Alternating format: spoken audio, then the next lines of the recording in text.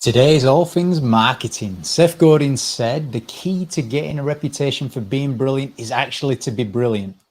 And today's speaker is just that. He's taking the world by storm in the next level of marketing. His name is Marcus Sheridan.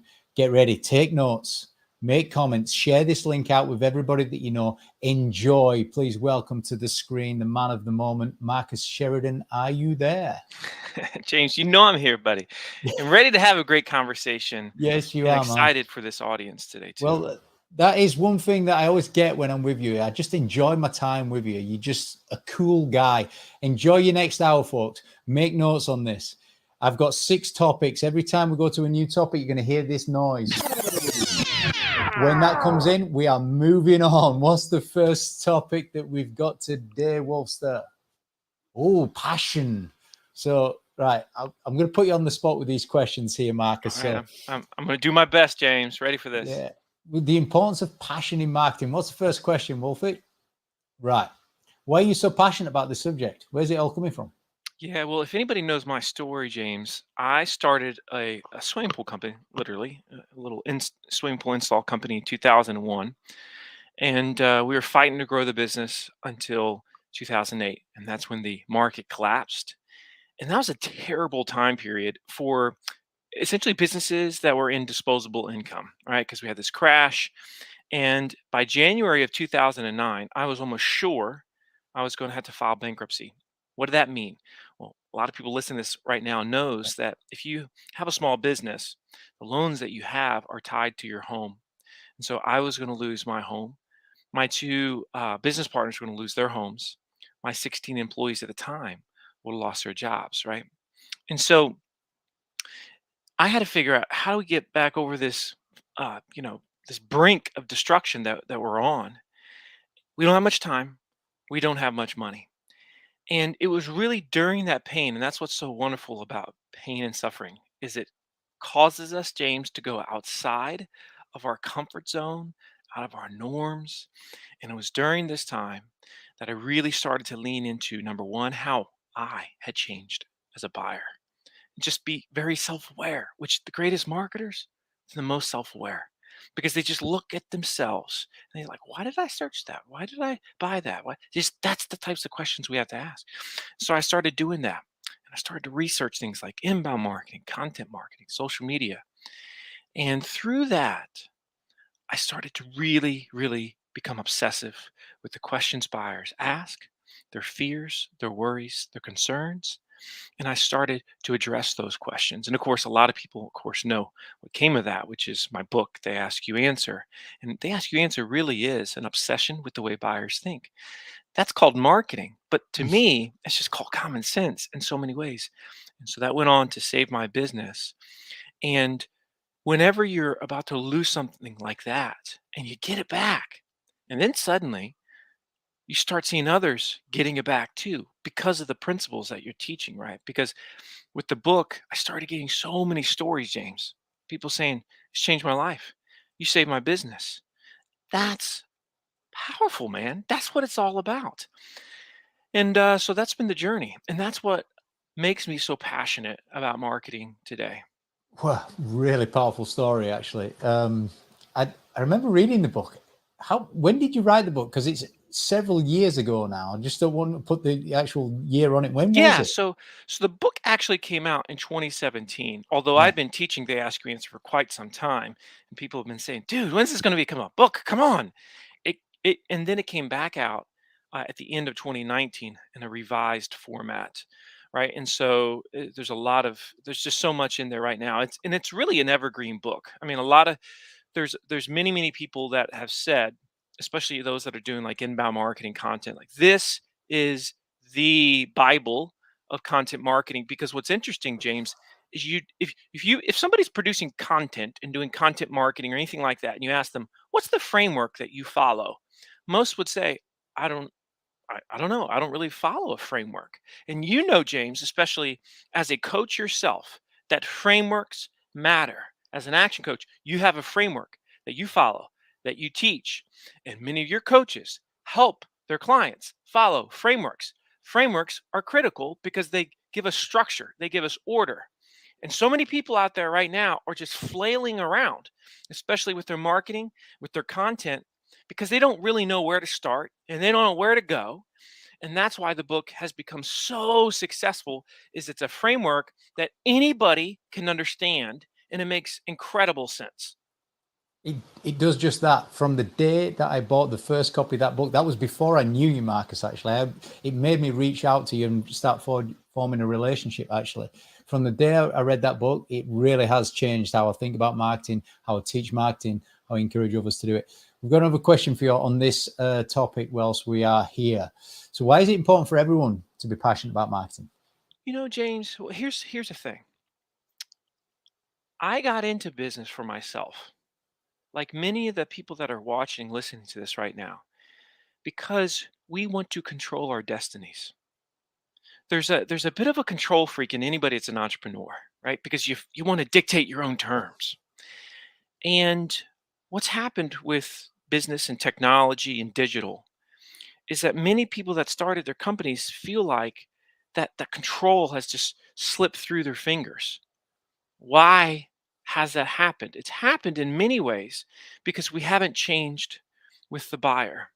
And so because we haven't changed as business leaders, we're starting to become very, very frustrated. Many of us are frustrated because we just don't know what to do. We don't know where to start. And then suddenly we're not getting the leads we need. Because we don't have the leads we need, we don't have the cash flow. Because we don't have the cash flow, we don't have the financial peace that we were seeking in the first place. And it's this terrible domino effect. And because our business isn't going well, now it affects our personal lives. And so we start to have struggles there. And so we get into business for control. We lose that control. We do not get it back until we learn the most essential things. And where does it really, really start? It starts with marketing. It starts with your brand. It starts with your business's brand. And if you can really figure those two things out, and of course, that's what They Ask You the Answer does. That's what my teachings do. You start to get an identity. You start to find yourself again. You start to remember, hey, this is why I started business. Let me make one other point about this, James. I personally never made more than $100,000 a year until about 10 years ago. So I had my business for 10, 11 years, struggling the whole time, never making more than $100,000 a year. And then I really started to embrace marketing, obsessing over the way buyers think. And of course, today I'm experiencing unbelievable financial peace. Obsessing over the way that buyers think. You see, is that almost your definition of marketing in some part? I think that's really what it is, right? Obsessing over the way buyers think so as to earn their trust and So take you them talk, to you're action. talking about control there, aren't you? Like taking charge of it, grabbing the bull by the horns, taking ownership of that marketing space. That's where passion comes from, when you really own that space. Well, and James, I've had some unbelievable case studies. Back to this question at hand that we see right now, and I've always looked at patterns. One pattern that I've definitively seen is the companies that have, especially small businesses, that have done world class stuff online with their business that everybody's heard of. When it comes to their marketing, the owner, the CEO is always involved. That person is not aloof. That person is as passionate about marketing as anybody on the team. And because they're passionate about it, there's a domino effect. It becomes Yeah. contagious, and everybody gets into thinking, obsessing about the buyer and the way the buyer thinks, what they search and what they feel and what they wonder and what they fear. And now all of a sudden, it permeates every facet of your organization, because once you get that, it goes beyond just marketing into sales, into customer experience, like all these beautiful things start so much with marketing.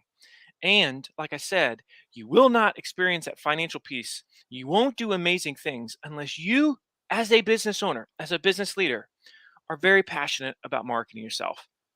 It reminds me of a question that I sometimes ask because I heard someone else say it was really powerful. How many defenders are there on a football pitch? Now, I know in the UK, football is very big. Typical answer is 4 defenders. But the true answer is there's 11. There's 11 people on pitch. If the team needs you to defend, you defend. How many attackers? 11. And what you're saying there is everyone's a marketer. That's right. Everyone's a marketer. And you will never. Thanks, Wolfie. You'll We've got to you'll change never topic, but reach your you got your potential point. unless you embrace that point you just made right there, James. Everyone's a marketer. Is that the point that we're making there? That's it. That's exactly right. Beautiful. So let's have a look at the next subject then. We've got another subject, biggest mistakes in marketing. Now, this is an important one. So I'm going to go quite challenging first on. What have been your biggest mistakes? You know, when I started the early years with my swimming pool company, I thought that a number of brick and mortar stores was what equated to success as a business owner. I had what I would call an edifice complex. I thought more stores meant success and people would see that we had success. And that almost ran me dry because I really wasn't paying attention to the internet. I wasn't paying attention to the way buyers had changed, right? And so that was easily one of my mistakes, biggest mistakes. And another one of my biggest mistakes that I've seen over the years at times is when we get distracted by bright and shiny objects that are not within our zone of genius. And this is easy to do because as you start a business and then get more successful with said business and build your brand, then what will happen naturally is people will approach you, opportunities will approach you. And if you're like me, you want to say yes. Like it's just in your DNA to find a way to say yes. But yes, oftentimes is the thing that gets us in trouble. It's certainly the case with marketing. You know, one of the biggest mistakes that people generally make with marketing is they want to be good at all the things. And that's just not going to happen. When you That's say not all going the to happen. things, what do you mean? Do you mean online and direct? Just think about it. You listen to folks, gurus and whatnot, and they say, be everywhere. What the heck are you talking about? How are you, as a small business owner, as an entrepreneur, going to be everywhere? And I mean, we should work hard, but I don't want anybody listening to this work until 3, 4 a.m. every single morning the rest of their lives. That's not why we go into business, so that the business controls our lives. No, no, that's not the purpose. Purpose is that we are in control of our lives, right? And so instead of saying, hey, what, how can I be everywhere? What can you be the best at? You know, Jim Collins is probably the foremost expert on helping, in my opinion, us as businesses know what we're supposed to be, what we're supposed to focus on. In his book, Good to Great, he calls that the hedgehog concept, right? Which I love talking about the hedgehog concept. I know you're familiar with it, James. Hedgehog doesn't do many things very well. It's pretty, just a pretty slack animal until it feels like it's under attack. And then it does its protection mode, and you just can't get to the hedgehog. So I don't care if you're some big grizzly bear, you're not going to affect the hedgehog. So the hedgehog knows what it is. It does it very, very well. And because of that, it survives and it thrives. So it's the same thing for businesses, same thing for marketing. If we're going to be world class with marketing, we have to understand what we are. But in order to do that, you got to understand what you're not. The happiest day in the life of business isn't when you understand what you are, it's when you know definitively what you're not. What makes us frustrated as business owners, right? What makes us frustrated is when we say yes to things that we should have said no to. Now, oftentimes, why did we say yes? We said yes because, well, we thought it was a good opportunity. We needed the cash. So we took the cash. And then what happened after we took the cash? We wake up one day and we're frustrated. We don't want to go to work. We don't want to do the thing because we got to work with that one particular company that we didn't feel right from the beginning with. We knew it wasn't in our zone of genius. We knew it wasn't a fit, but we said, we just need the cash flow right now. So we took it, and then it got us very, very frustrated. And we always say, I wish I hadn't have said yes. Now, the more we dilute ourselves in terms of our products and our services, the less we're known for anything. And the more you dilute your marketing, the less you're going to have incredible success with any one of these platforms. You know, James, when we at River Pools said, okay, we're going to do this thing called They Ask You Answer, I didn't do any social media at all for 2 years, like none. And everybody's saying, you should do social media. By the way, I don't count YouTube as social media. So I said, I'm going to be the best in the world at creating online content through my blog on our learning, quote, our learning center, as we call it, through articles and videos. Okay, that's what we did. And I wasn't sitting there worried about social media all day long. Now, by the way, I'm not saying that you shouldn't be worried about social media, but what I'm saying is from the very beginning, I said, I'm going to focus on text. I did that hardcore for about 6 months. I became great with that, started to dominate that, and started seeing the snowball come down from that. Then I said, okay, time for video. How to learn YouTube, how to learn how to shoot my own stuff. I was awful at first, but then I started getting good. And once I became great at that, then we added social media. But we didn't add all the socials. We added one at a time. And see, this is the big mistake you see across the board, which is we think, oh, I've got to do all these things well. And what happens? You become a jack of all trades, marketing trades, a master of none. You're so much better off, especially when it comes to things like social media, being a master of one. So I'd ask you, if you're listening to this, what is the thing that you're the master of right now? If you don't know what that is, there's a very good chance that you have a lack of or a focus problem, if you will. But it's easy to fix. It's easy to fix. Very good. Give us the next question, Wolf. We've only got probably a minute or 90 seconds on this then, because you've already answered it in some part here. Saying yes to too many things, trying to be everywhere, like you've said there. Are there any other classic marketing mistakes that you see each and every single day right now? A couple quick ones. Companies think they're different, especially B2B service-based businesses, right? And they think their buyer isn't like everybody else. That they have a very customized solution. They have a very customized sales process. And no, those common sense things won't work in my business. So the greatest businesses in the world don't think they're the exception to basic human psychology, James. They say, yep, we're just like everybody else. Doesn't mean that you don't have a special product or a special service. But the reason why people buy from you is the reason why they buy from everybody else, product, service, big, small, local, national, mom, pop, doesn't matter, is because they feel more trust for you than they did for the other person or the company they were vetting. That's how it works. That's marketing and sales 101. So one of the biggest mistakes I see with marketers around the world is they think, we're just not, that just doesn't work for us. No, human psychology works for you. And you, regardless of what you sell, you've got to become the most trusted voice in your space. It starts right there. It starts with trust. That is your fundamental philosophy. That's your fundamental strategy.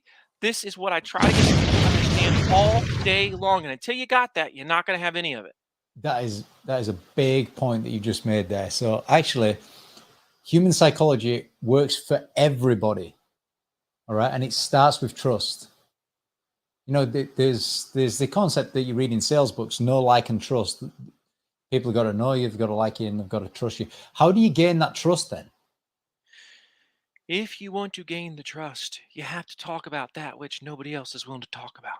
There's really, I would say there's 4 fundamentals of this. Number 1, are you willing to talk about what others in your space are not willing to talk about online specifically? Number 2, are you willing to show, James, what others in your space are not willing to show? That's, of course, video. Number 3, are you willing to sell in a way that others aren't willing to sell? Specifically, making it easier, taking away the friction, right? Eliminating the obstacles in the sales process. Nobody likes a complex sales process, but the majority of people will say, for their last major purchase, it was more complex than it should have been. That's where innovation comes from. And then finally, number 4, you got to be willing to service them in a way that others don't service them. If you can do those 4 things, you're going to be known as the most innovative and the most trustworthy in your space. Talk about, show, sell, and service in ways that nobody else does in your space. You will be, as Godin says, that purple cow in the field that everybody notices. Talk about, show, sell, and what was the 4th point? Service. Talk about, show, sell, service. Amazing. Which takes us on to the next area. What have we got, Wolfie? Marketing changing lives. All right. So how has it changed your life? How has marketing changed your life, Marcus? I alluded to it a little bit, but, my wife and I, James, early on in our marriage, we defined financial peace this way. If she could go to the grocery store and didn't have to look at the price tags on the food, that meant we had reached a place of financial peace. She used to get, before she would pay the bills, she would become somewhat nauseous because she knew what she was getting ready to have to do. She was going to spend more money than was available, and so she was going to feel that stress. We felt that for the first 10 years of our marriage, right?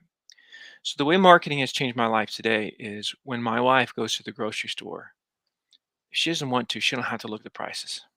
She can get what she wants to get. That to me is the essence of financial peace. She's not sick to pay the bills anymore because she's got them on automation and they just do it anyway.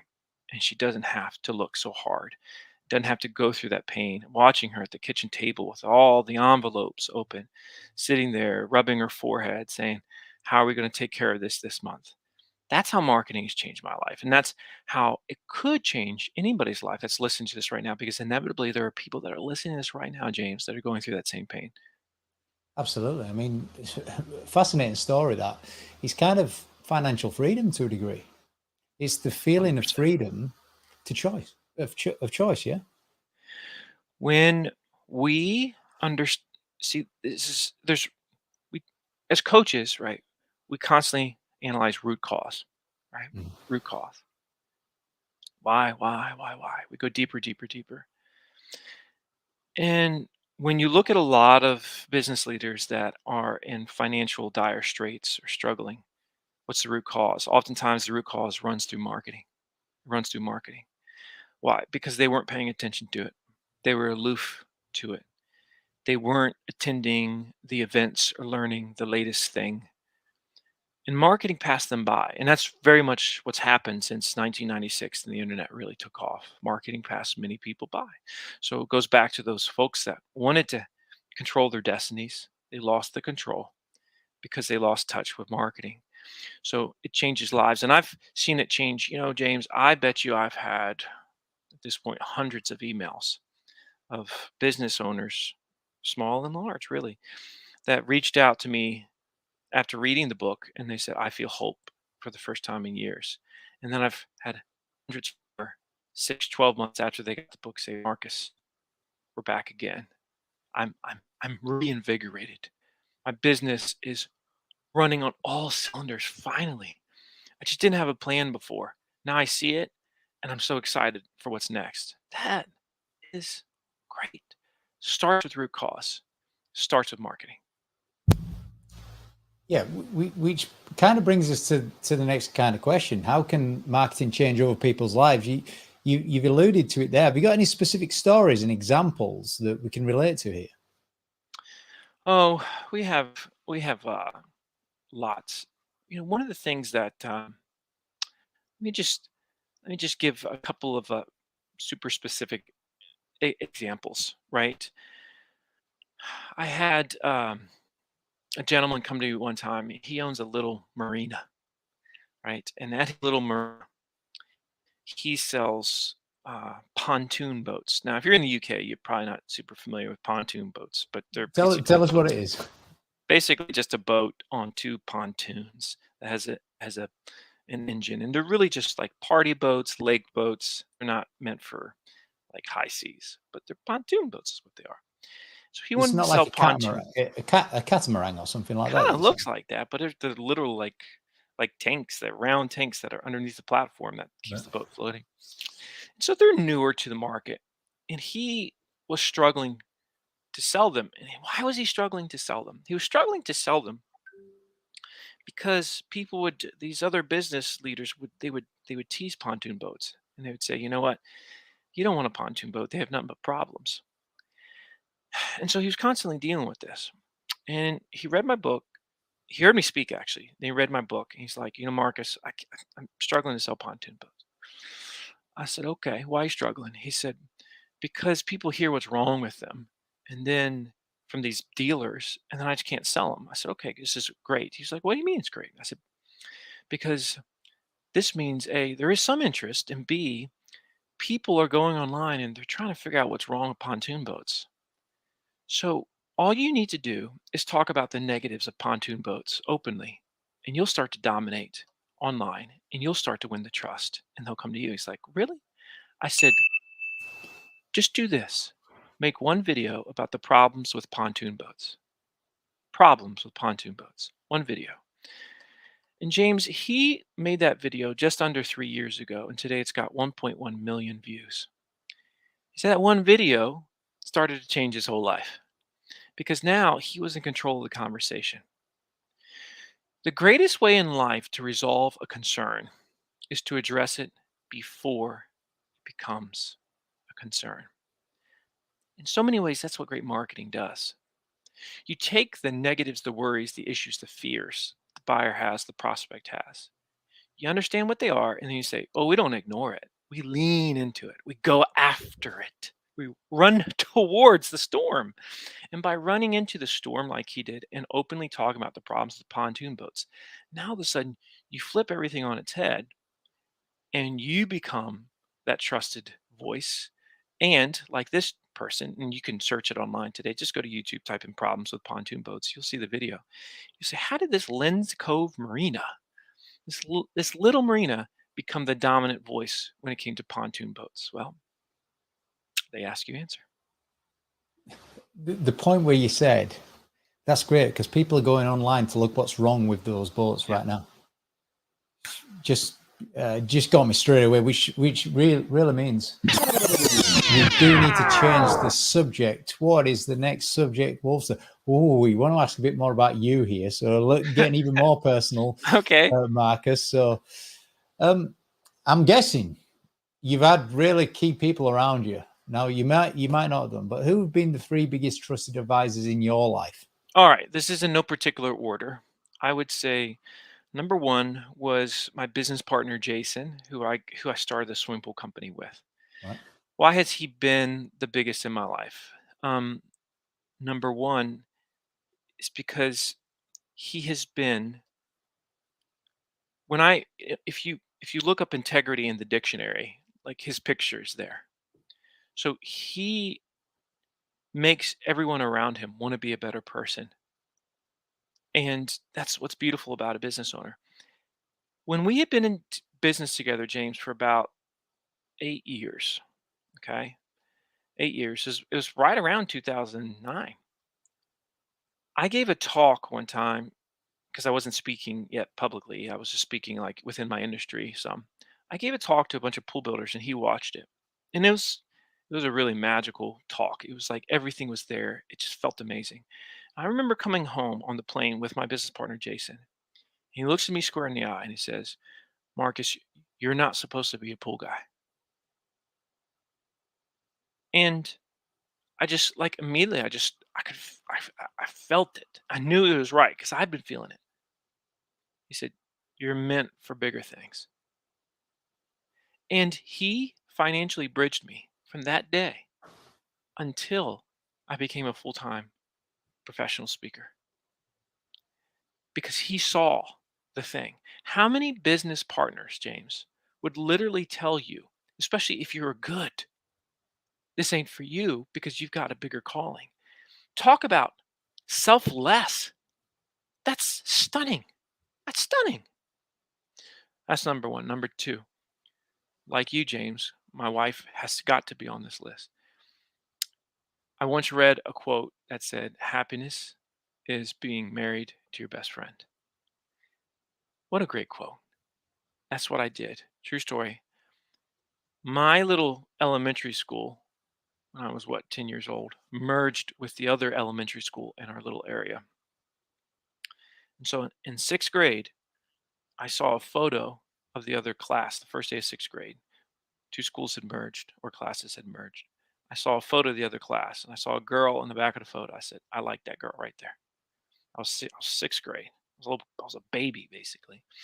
And of course, that was my wife. And I chased her for the next 6 years until we finally got together my senior year in high school. And we've been together ever since. And, she was just with me with our 2 youngest. We have 4 kids. She was just with me in the UK. And we did some amazing events together. Um, and she lets me stand on that stage, and she always made sure that our children received the love and the nourishment that they needed. When I was getting all the accolades, she wasn't, and she was okay with that. She Her accolades came from watching her children turn into special humans, and I owe it all to her. I owe it all to her. And then number three would be the person that has had the greatest influence on me professionally, certainly as a speaker, as a communicator, as a leader, is Jim Rohn, Rohn. is the last name. If you've never Googled or watched Jim Rohn before, do yourself a favor and just do it.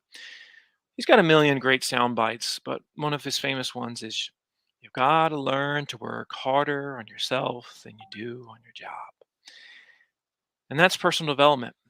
And once I started to really listen to him when I was in college, I fell in love with personal development. When was It's, that? I was in college in 1997, 8, 9 time period, right? I'm 44 years old today.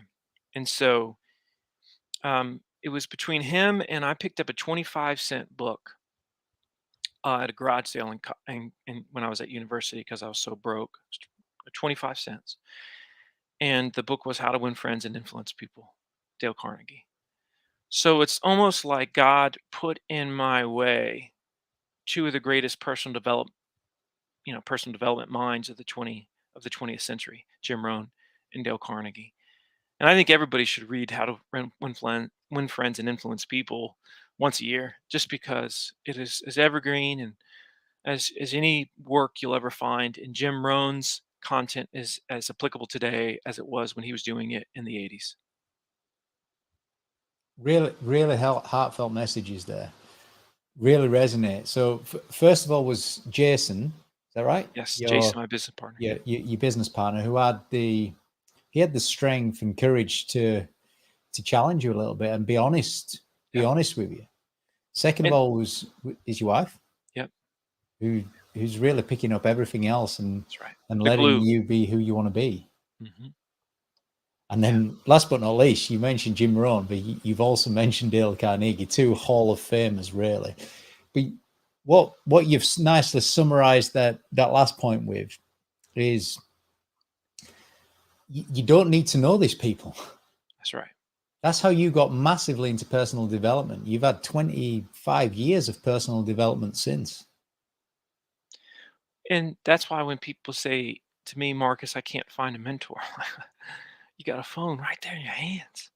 It's all there, all there. I've, listened to Good to Great, the book, audiobook, 8 or 9 times, at least.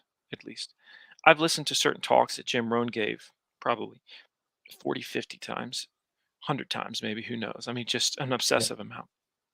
The beauty of truth is that it touches us in different ways at different times, depending on the seasons of our life.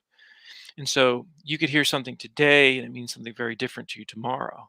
It's no different than when people watch me speak, they generally say, "The first time I heard you, I was exhilarated and excited. The second time I heard you, it started all come together. But it was the third time, Marcus. It was the third time that I heard you speak. And that's when I did all the things," right? And so, just like I've had people ask me, "Well, what if I've seen you before?" Wow. Now that means you really, really need to be at the next one because your heart and your mind are starting to align and be prepared in a way that's ready for you to receive unbelievable inspiration and guidance. So this doesn't happen one time.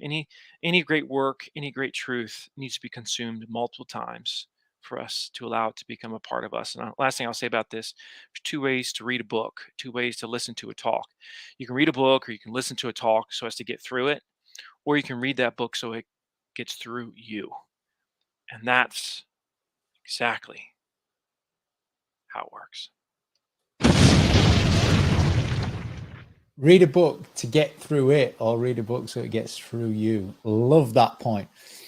I've got to say, you mentioned some Hall of Famers here: Jim Rohn, Jim Collins. You mentioned earlier on Hedgehog Concept. You've mentioned Dale Carnegie. Now I've got a library of books, and I've got a section which is called Hall of Fame. I've never told you this before, but your book is in the Hall of Fame on my shelf. All right, your book, They Ask You Answer, and yeah, it's a book that you don't want to get through. It's a book that you want it to get through you, so that you internalize it, you become it. And I really like your point there that you made. Actually, the people that resonate with you, spend more time with them. Go watch them speak every time they speak. Yes. Let that let it go through you and take it up a whole nother level as well. So, Well, and to that, James, here's the thing. And what I'm about to say might sound arrogant, but it's not. It's just truth, and that is this. I tell audiences all the time, what you're about to hear from me doesn't really matter.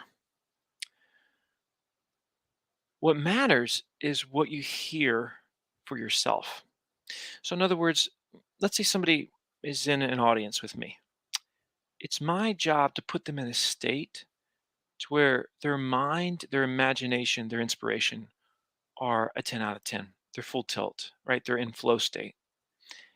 And oftentimes they'll receive inspiration that has nothing to do with what I said. But it was because we put ourselves in that state that they became so inspired. And the impressions they got, that's what really mattered. Again, it wasn't what I said, it was what they heard and what they hear, because that's when we start to get those just life-changing impressions that if we're just willing to follow, regardless of how outlandish it may seem, that's when we're going to go down a different fork in the road and nothing will ever be the same again. could listen to you all day, man. Love. All right, what have we got? What have we got next, Wolf? Wolfster. I keep getting told off calling you Wolfie. Right, marketing team. Okay, building a marketing team. So everyone in the business is a marketer. Now, I'm guessing that I'm not guessing that. I'm very aware there are specifically marketing teams in business as well. So tell us about the importance of them. Well, one of the stats slash trends that you've heard me talk about a lot, James, is this one right here, that today's buyer on average is somewhere between 70 and 80% through that buyer's journey before they reach out to sales, before they reach out to the company. And so if that is the case, what does it mean, right?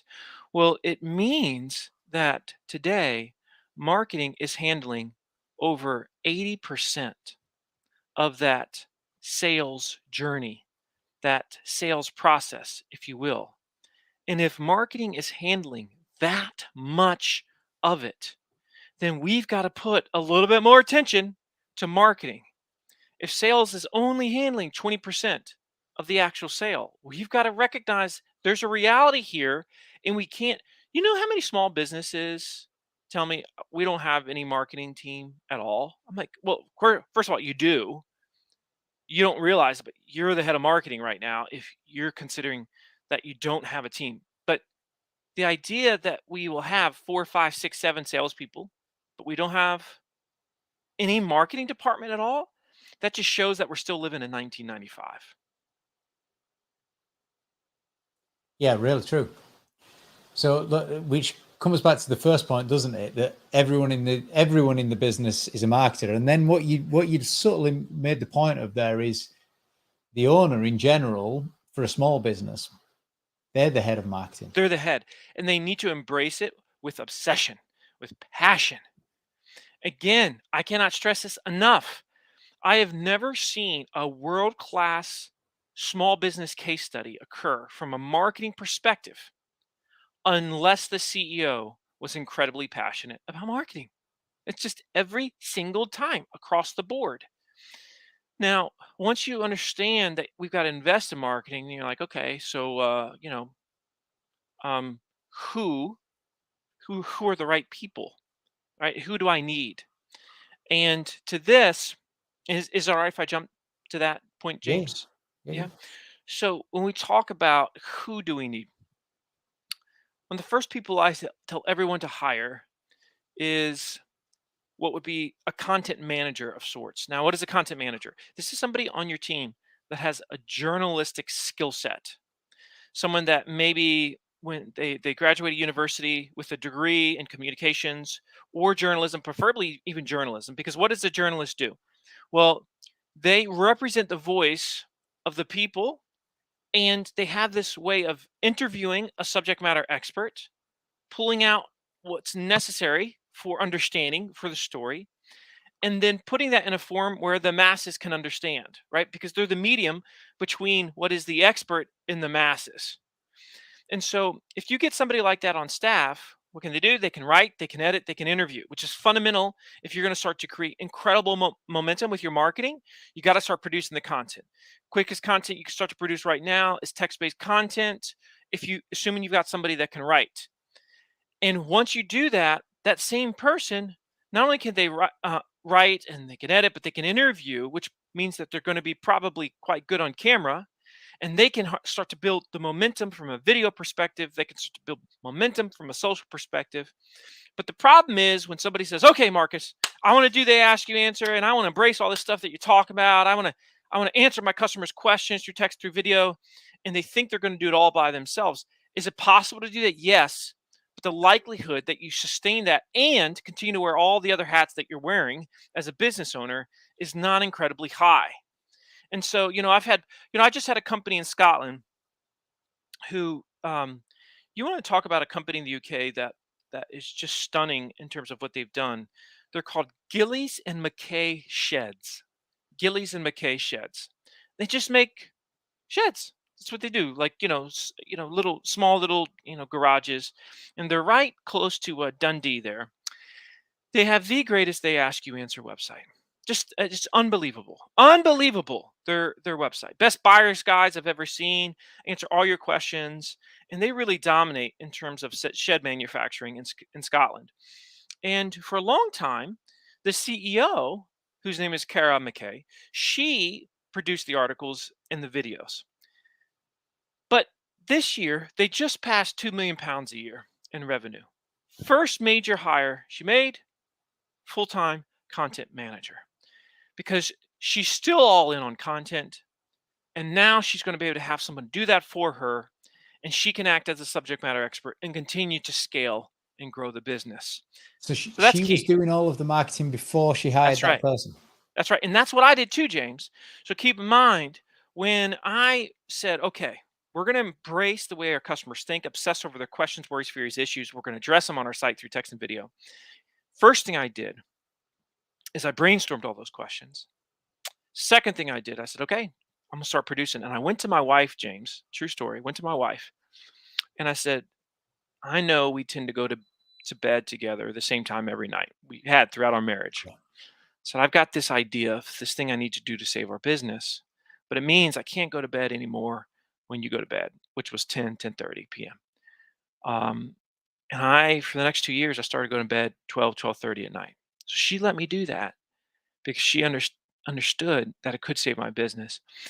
And to this day, here's what's interesting. She says she can remember laying in the bed at night, and I wasn't next to her, but she could hear me in the kitchen tapping the keys on the keyboard. And it brought her comfort knowing that that sound of the keys tapping the keyboard were going to bring us back to a place of financial peace. And so for 2 years, every single night, one by one, I'd write an article, produce a video, until we became the most trafficked swimming pool website in the world. And so that's why when folks come to me and say, I just don't know if I have the time to do what you're saying, Marcus, I said, oh, no, no, no, no, no, no. It's not about time, is it? James, you're a family guy, right? You don't have the time to spend with your family, but you still do it because they're a priority to you. So it's never about time, actually, in business. It's always, always about priority because it's so easy to say there's just no time. And so for those that are listening to this, there's an opportunity for you to turn your business around or to make it go even higher than you dreamt possible. You don't have to have a marketing department yet. You can do this yourself. One of these days, you will, because you're going to scale. You're going to grow. That's the key. Next subject, 1 minute. 1 minute, we're switching subjects again for the last subject. How important is it that content marketing manager can interview? Because there's some other things. But Critical. not yet, Wolfie. We're on that in a second, Wolfster. Critical, and I'll tell you why. The content. I've seen companies try to turn their employees into Victor Hugo. It generally doesn't work too well. If they're not writers, it's going to be difficult for them to become writers. Now, I wasn't a very good writer when I started with They Ask You Answer. I did become one, so it is possible. There's no question about it. But you want someone that has this ability to really think like a buyer, because a buyer asks buyer-based questions, questions based on fear, based on worry. Really, how much is it? Why does it cost that much? Why is it so expensive? Believe it or not, those are questions that if you're being asked, you should address it. You should answer it. And somebody that's not necessarily a subject matter expert oftentimes is the best at making those inquiries. People come to me and say, I'm looking for a writer that's in my industry. I'm like, why? That's probably going to work to your disadvantage, not to your advantage, to your disadvantage. Because it's great having somebody that's ignorant of the space, because they're going to ask questions that somebody that's informed, somebody that's potentially suffering from the curse of knowledge, that person who doesn't know it, who's ignorant of it, is going to produce oftentimes the best content for the marketplace to read or to consume. Beautiful. Now we're ready for the next topic. Where do I start? What's the first question on this, Wolfster? What have we got? How do we start to implement all of this, what we've talked about before? What's the starting point? Yeah, I'll give you a couple here. First one is you start at the kitchen table and you brainstorm, just like I did all those years ago. Every single question somebody might ask, might search online, something that you've heard over the years, and you've heard hundreds of questions. You write them out in complete sentences on a sheet of paper.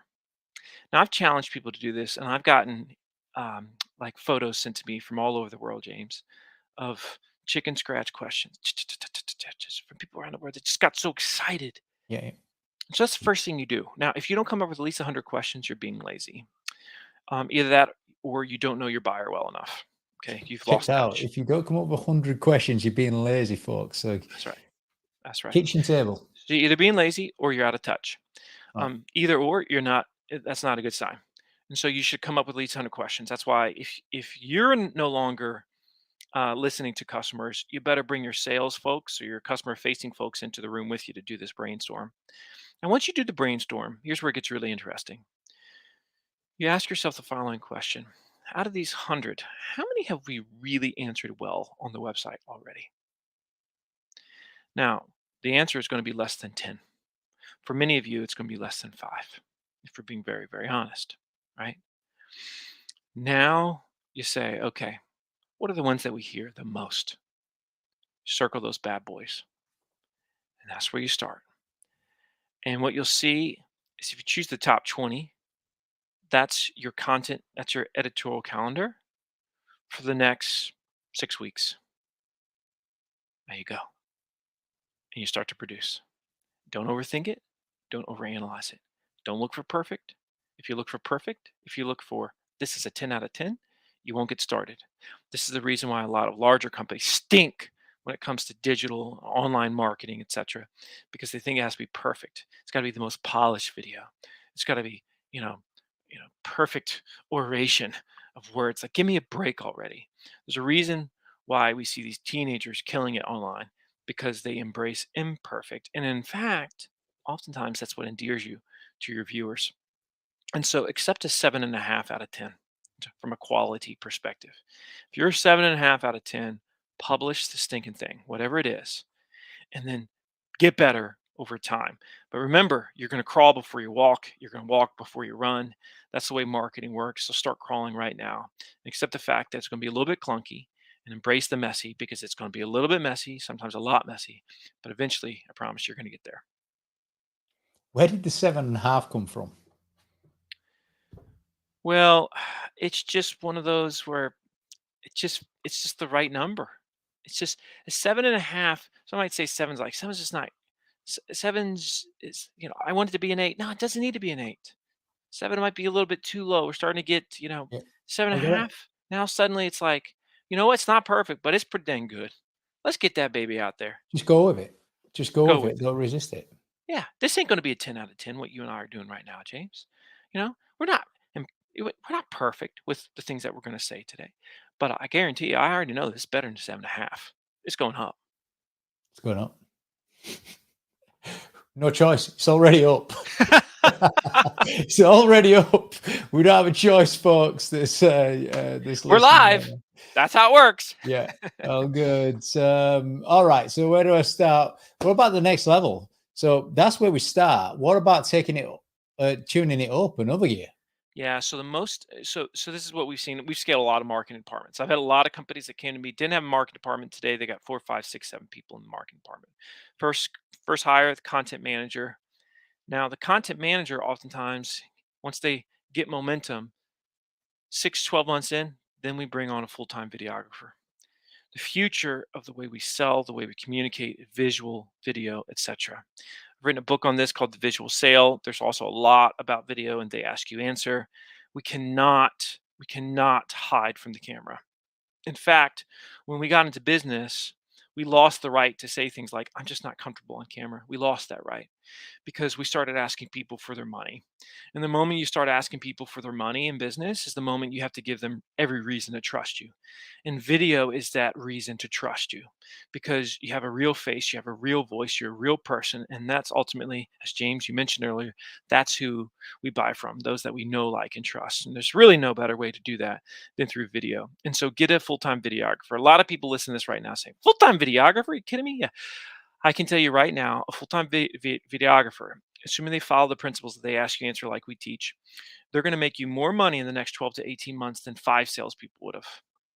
5 salespeople would have. And you're going to spend half the salary on a videographer than you probably would a really good salesperson. Do the math, folks. You want to scale your business quick. You want to scale your marketing department quickly. You want to become a worldwide brand. And I'm sure you can do that. And mom and pop, like if you're listening to this, your mom and pop, you can become a worldwide brand. There's no question about it. Video is the great equalizer. In a land of Goliaths, video allows you to be that digital David.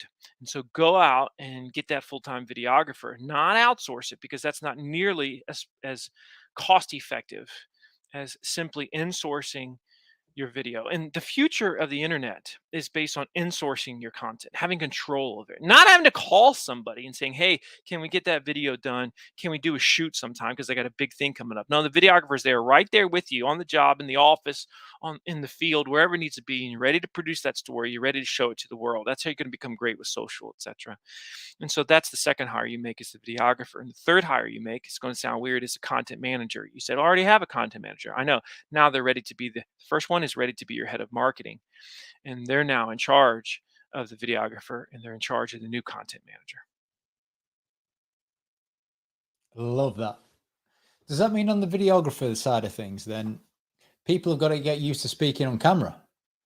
Heck yeah. Maybe the owners, maybe the entrepreneurs, maybe the leaders, maybe whoever's in that seat right now has got to get used to either speaking on camera or producing something for the camera. 100%. You know, what's sad, James, is a lot of companies say things to me like, I'm just not that good on camera. I'm like, really interesting. Are you good with people? Yeah, I'm good with people. Well, then you're lying. You're lying to yourself. Because if you're good with people, you should be great on camera. Because what does the camera represent? If you got the right mindset, the camera represents the people, right? And people say like, well, I make mistakes all the time. I have to start over. Okay. So when was the last time you were in a sales meeting with a prospect? You're 5, 10, 15 minutes in, and all of a sudden you say, oh, I totally screwed that up. Let's just start the whole thing over. You've never done that before. When you're meeting with people in person, you never stop. Why do you not stop? Because you can't stop. That's why the number one rule of video is what we call the no stop rule, James. No stop rule means once you hit that record button, you treat it like it's a real person, real experience that you're talking with right now, that no matter what happens, you're just going to keep moving forward. You're not going to look back. You're only going to look forward. That's the no stop rule. And if you understand that rule, suddenly you're going to become very good with video because you follow the no stop rule every single day when you meet with people in person. You do it all the time. You and I, James, right now are following the no stop rule. We don't have a choice. We're doing this live.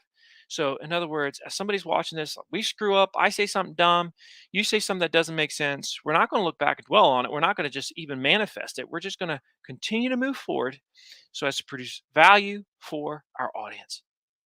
And it's more than a 7.5, so that's all we're bothered about. It is more than a 7.5. Might be 7.6, but we're good, y'all. Loads of little mini nuggets in what you just said there, because there is a stigma of this common belief or limiting belief. If you say, you hear it all the time, don't you? I'm no good on camera. And you said there, imagine you're speaking to the people. That's right. That's right. And again, tell me, how many times has anybody ever in the history of the world were they looking for a video so as to understand the product, the solution, the service, whatever it was? They couldn't find a video on the website. And they said to themselves, oh, that's okay. They don't have any video. I'm sure they're just really nervous to be on camera. Never happened. That's not what we say.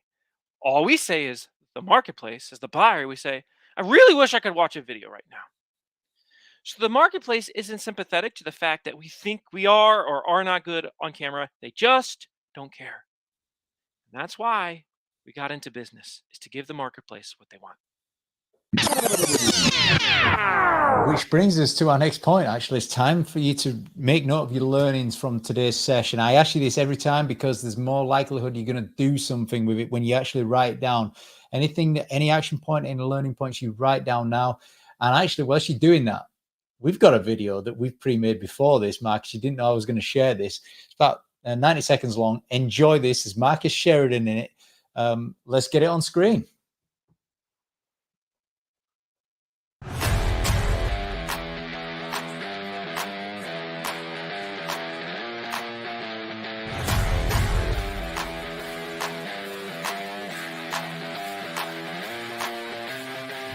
Well, hello, UK friends. Have you heard the word? That's right.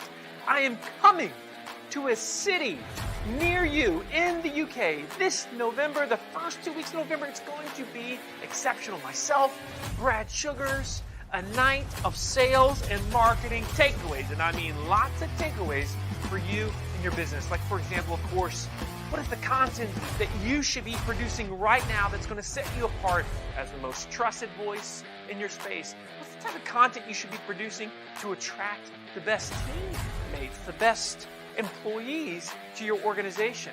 And what do you need to be doing from a digital perspective and from a video perspective to be prepared for whatever might come our way in the months and years ahead?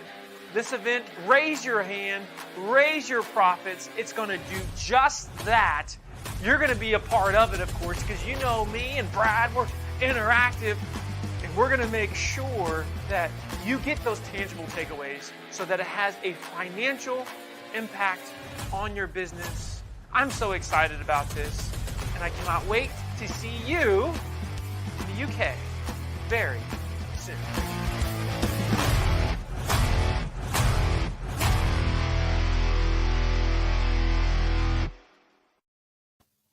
And there you have it, folks. This is an example of how to speak on camera from the man himself. I'm still fired up watching that. I'm like, man, I want to go to this event. It really pumps me up as well. You know, you when I watch it, that warmth and smile that you've got, you just have it every time I interact with you. You're an amazing man. Look, you've got your learnings, you have got your actions. Before we do wrap up, anything to say about the upcoming tour? You know, we're really pleased to be bringing you here to the UK and taking you around. Anything final to say on that? Well, just a few things. The biggest, the number one comment I get when I go speak somewhere, James, is I wish I had brought the rest of my team. Now, I know it might sound self-serving, but if you're listening to this right now and you're coming to the event and you don't bring your entire sales and marketing department, you are missing a huge opportunity for a total culture shift for your company. You know, companies pay me $25,000 to come out and say what you're going to hear if you come to this event for less than 100 pounds per person, right? And so think about that for a second. You are going to have a transformational day. Second thing is, even if you've heard me before, A, you're going to hear some new stuff, and B, you're going to be in a state where you're going to take away that many more action items, that many more to-dos. You're going to be inspired. That's my promise. That's my commitment to you. And ultimately, it's going to be a great evening. Plus, I just want to meet you in person. I mean, that's the other thing. I want to meet you. I want to shake your hand. I want to give you a hug. You know, I want to take a selfie with you. I want us to have a human-to-human experience. Thank you very much, Marcus. Let's have a look who we've got coming up next week. So next week, we've got Dr. Linda Shaw. She is a remarkable lady. I mean, Marcus talked about integrity earlier on. Jason, this lady is a lady of massive integrity. She will teach you in 1 hour so much that you didn't know about communication, people interacting, making your loved ones feel special, making key people around you feel special. And just tune in, and get your friends and family there too. It's going to be one for everyone on this session. So final thank you very much to you, Marcus. We've had a blast, as we always do with you. Look forward to seeing you here in the UK. Everybody have a fantastic Friday evening. Have a fantastic weekend. And we'll see you again soon.